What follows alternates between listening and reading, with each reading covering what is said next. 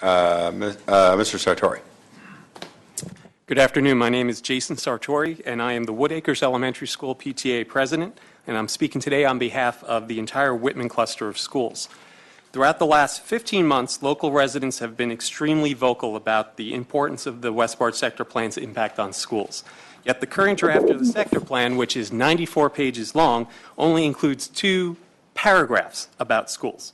For all the talk recently about the need for schools and planning to work closer together, it's a shame to see so little emphasis given to the plan's impact on schools. At one point, the plan referred to an appendix related to schools. That reference and the appendix itself have since been struck from the plan. I strongly urge the Planning Board to reincorporate the appendix language into the main text of the plan, but to also work with MCPS to identify specific solutions to the enrollment burden this plan will have on our schools. Challenge MCPS. Which schools in the cluster can absorb the enrollment burden? Which schools will receive additions? Which former school would be reopened? And what boundary change is most likely to occur? People who buy their homes in our neighborhoods do so because of the schools. It's not for the jobs in Westbard, it's not for the shopping in Westbard, and it's certainly not for Westbard's lack of transit access. As such, families deserve to know the future of our schools. It's also important to note that we strongly object to the generation rates MCPS uses to calculate the impact of this plan on the Whitman Cluster schools. MCPS predicts it could add 348 students to the Whitman and BCC clusters collectively. To calculate this, MCPS uses generation rates average across the southwest quadrant of the county.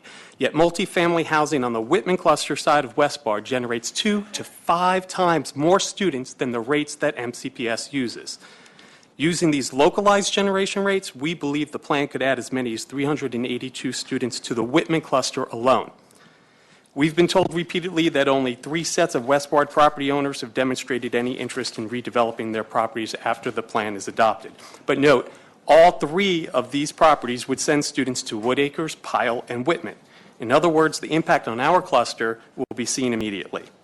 Our cluster's biggest concerns relate to Pyle Middle School. We don't have another middle school to absorb the impact of this plan.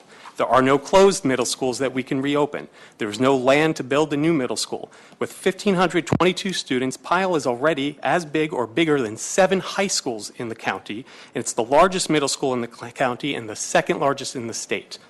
At 118% of capacity, Pyle simply cannot absorb the additional students that Westbard will bring its way. You either need to cut the impact dramatically, or it's time to proactively work with MCPS to identify creative solutions. Thank you.